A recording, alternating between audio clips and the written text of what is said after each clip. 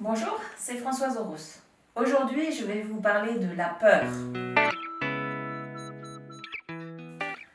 En ce moment, nous avons de bonnes raisons d'avoir peur.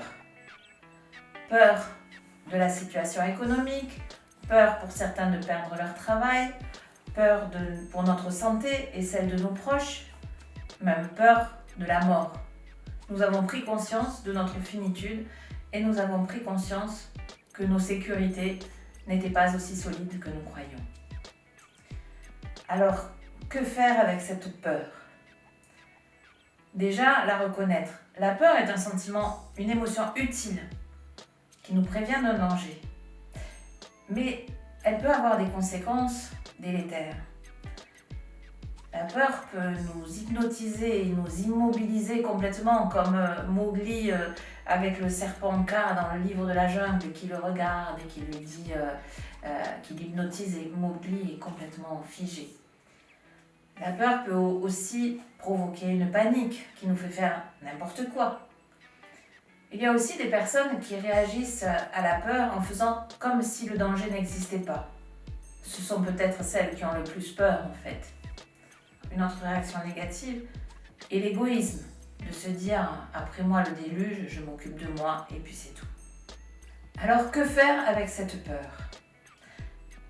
La première des choses à faire est probablement de la reconnaître, d'accepter qu'elle soit là et d'accepter qu'on a le droit d'avoir peur. La situation en effet n'incite pas à l'insouciance. Nommer ses peurs et éventuellement les nommer oralement avec quelqu'un qui va nous écouter. Et ensuite, essayer de les qualifier et de voir qu'est-ce que nous pouvons faire. Faire de notre mieux pour affronter ces dangers.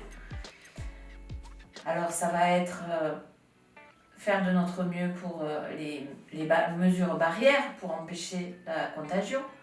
Ça va être peut-être aussi faire des économies pour avoir un peu d'argent de côté pour l'avenir. Chacun, dans sa situation, aura quelque chose de particulier à faire. Ça va peut-être être de cultiver son potager, essayer de prendre soin de soi aussi pour rester en bon état,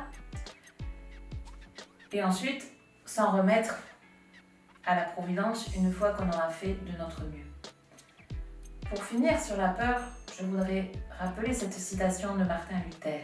« Et si on devait m'annoncer que la fin du monde est pour dans 15 jours, je planterai quand même un pommier. » En effet, nous avons la possibilité de choisir si le risque d'un événement hypothétique doit nous empêcher de vivre un aujourd'hui qui est certain, lui. Nous avons ce choix. Merci, à bientôt.